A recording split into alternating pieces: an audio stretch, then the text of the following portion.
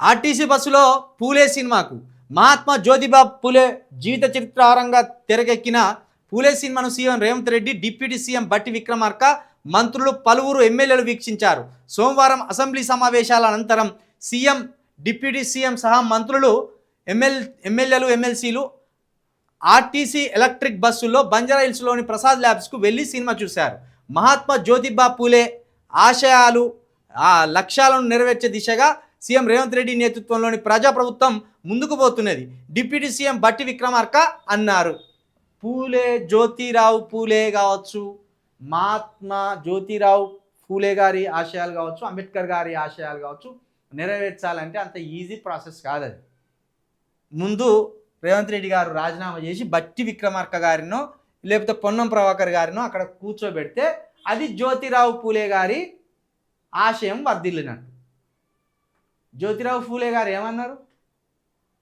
రెడ్డిని కుర్చీలో కూర్చోబెట్టి మాలమాదిగలు, బీసీలు భజన చేయరు అన్నాడా? బ్రాహ్మణ వ్యవస్థను కూల్చిపారేసి బ్రాహ్మణులను కుర్చీకెంచెల్లి దించి ఎస్సీ, బీసీ, ఎస్టీలు కుర్చీ ఎక్కమన్నాడు, శూద్రులు కుర్చీ ఎక్కమన్నారు. అది జ్యోతిరావు పూలే గారు కోరుకున్నది.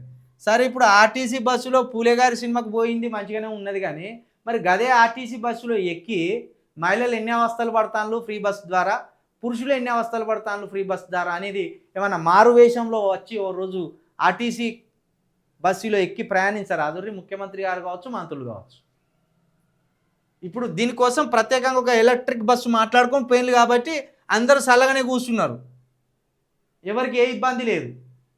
మీరు ఏం చేయరు అంటే సికింద్రాబాదు బస్ స్టాండ్ కాడికి పోర్రి, అందరు మారు వేషాలు వేసుకొని సికింద్రాబాద్ నుండి జస్ట్ అసెంబ్లీ వరకే రారు. మీ బట్టలు లెక్క ఉంటాయా, మీ అవతారాలు లెక్క ఉంటాయా? మీరు కిందికి దిగుతారా? మధ్యలో ఎవరైనా ఇష్టం ఉన్నట్టు ఉడబీకి పారేస్తారా? తెలుస్తుంది.